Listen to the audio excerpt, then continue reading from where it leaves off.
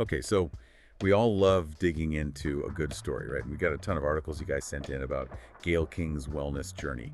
And, usually I'm kind of about celebrity health stuff, but Gayle's approach, it's actually pretty inspiring. So we're going to dive into what she's been up to, why it seems to be working. Yeah. Hey, maybe you'll even pick up a tip or two for yourself along the way. Yeah, you know what I found interesting? These articles, they don't really focus on like how much weight she lost or anything like that. It's more about like the changes she's made. Like her whole approach to food is different. Like Gayle has been talking about eating lean proteins, lots of veggies, and whole grains. Like that's her thing now.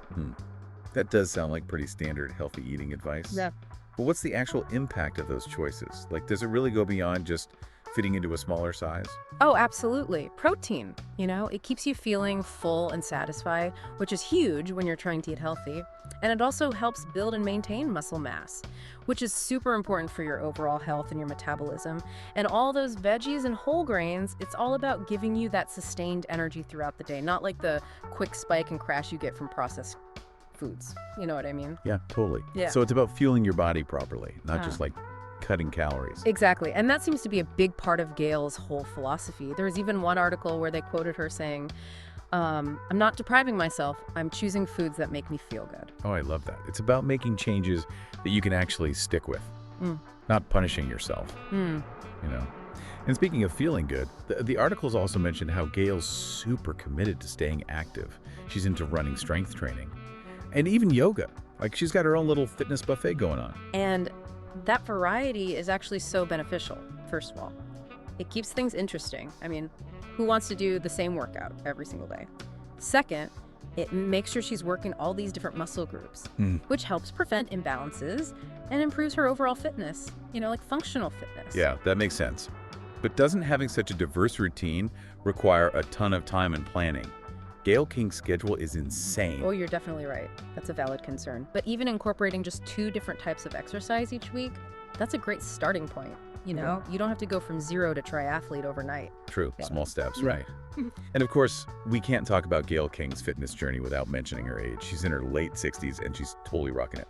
I feel like that's got to be so inspiring for people who think, oh, I'm too old to get in shape. Oh, for sure. And, one of the things she really focuses on is flexibility through yoga. Because as we get older, maintaining our range of motion is so important for staying active and avoiding injuries. It's something we often overlook, but Gayle King, she's made it a core part of her routine. Yeah. It's like she's found the fountain of youth. But it's not some magical potion. It's just consistent effort and smart choices. But let's be real here. She's not superhuman. She struggles too. One article even quoted her trainer saying, Gayle has her good days and her bad days, just like everyone else. Exactly. And that's what makes her journey so relatable. She's been super open about the fact that it's an ongoing process. There are ups and downs. There's no magic solution here. It's about showing up consistently and making healthy choices. Most of the time, Yeah, it's nice to see that honesty, Because we usually only see the highlight reel, not the behind-the-scenes stuff. Now, you flagged something in these articles that I thought was really interesting. Gayle's love of soup. Oh, yeah. Yeah, it might seem like a small detail, but it actually says a lot about her approach to wellness. Like, she's not into these crazy restrictive diets. She's just focused on eating foods that are good for her and that she actually enjoys. And soup, honestly, it can be a total nutritional powerhouse. Okay, I'll admit, I was a little skeptical at first. Soup just seems so basic. Right. But it can be packed with veggies and lean protein and all kinds of good stuff. So it's like a secret weapon for healthy eating. Exactly. And one article even mentioned this specific soup recipe that Gayle loves. It's a lentil soup with turmeric and ginger. And those spices, they're not just for flavor, they actually have anti-inflammatory properties. That can be really good for your health. That's so cool. So even something as simple as soup can have all these hidden health benefits. Yeah. Okay, so let's talk about the elephant in the room. There's been a lot of buzz online about Ozempic and whether Gayle King has used it for weight loss. The articles we have, they don't mention it at all, but it's a hot topic right now. Yeah, and it's important to be careful about the information we're taking in, especially when it comes to celebrity health trends. There's always so much speculation and misinformation going around online. And in Gayle's case, we just don't have any proof to back up those claims. Right, and even if a celebrity did use a certain method, it doesn't mean it's the right choice for everyone. Everybody's different. Absolutely. That's so important. Quick fixes and miracle cures, they rarely work in the long run. Real wellness is about making changes that you can stick with.